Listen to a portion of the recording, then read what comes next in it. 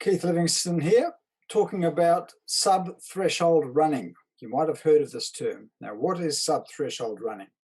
It's a form of running that you can do during your aerobic base preparation. It's comfortably fast. It's not going to wreck you, but it'll build you up. Okay, so I'll explain it a bit further with this slide. You'll see here, this is a representation of your heart rate as you start to exercise, and you go up through the different intensity zones, and you get to a certain point represented by that mark there, which is called the deflection point, where the average gradient of the curve changes, and then the heart rate flattens out at maximal. Okay, now below this area here in red, and red represents maximal or acidosis, you'll see just above that level there is the anaerobic threshold, which is between 85 and 90% of your total heart rate reserve. You see on the left here, between 0% intensity, which is whatever your resting pulse is, and 100% intensity, which is whatever your maximal pulse is. Okay, so sub-threshold running is well below anaerobic threshold. You're not breathing hard, you're not huffing and puffing, you're running comfortably fast and aerobically, and you're enjoying it. And it's very exhilarating sort of running. It's something you should and could do during an aerobic base, and in fact many of New Zealand's great superstars of the past used 1 hour or half hour or 40-minute sub-threshold runs as part of the process for developing their maximal oxygen uptake. So most of your oxygen uptake is developed by burning fats and running in the lower intensities, surprisingly enough. So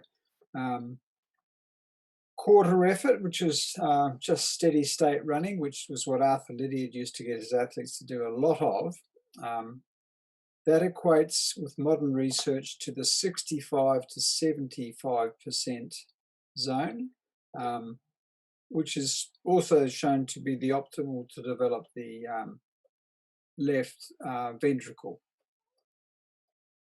Now, just above that zone, you'll see here, well below anaerobic threshold, between 75 and 80% of heart rate reserve.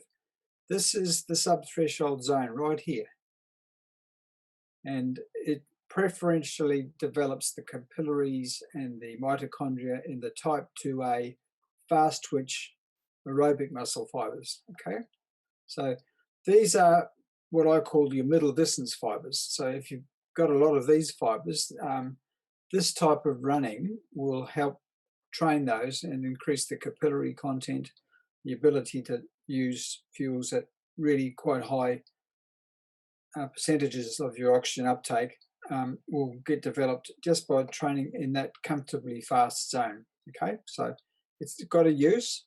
It pre-prepares your muscles. Let's say you got a lot of fast twitch Type IIA aerobic muscle fibers, which are the ones capable of powering around 1,500 meters, or it may be even an 800. You will preferentially develop very deep blood vessel or capillarization very deep into those muscle fibers, and loads of mitochondria will develop with this type of running in the sub-threshold zone. So it's a little bit above steady state, but it's comfortably fast. But you can, when you've stopped it after about an hour, up to an hour, if you wanted to, you could do it all over again. So in terms of pace, it might be about 20 seconds a kilometre slower than your optimal race pace for the similar sort of distance run. But it'll be comfortably fast. You will not be up here in these zones here where you're entering the anaerobic zones truly and producing lots of acid.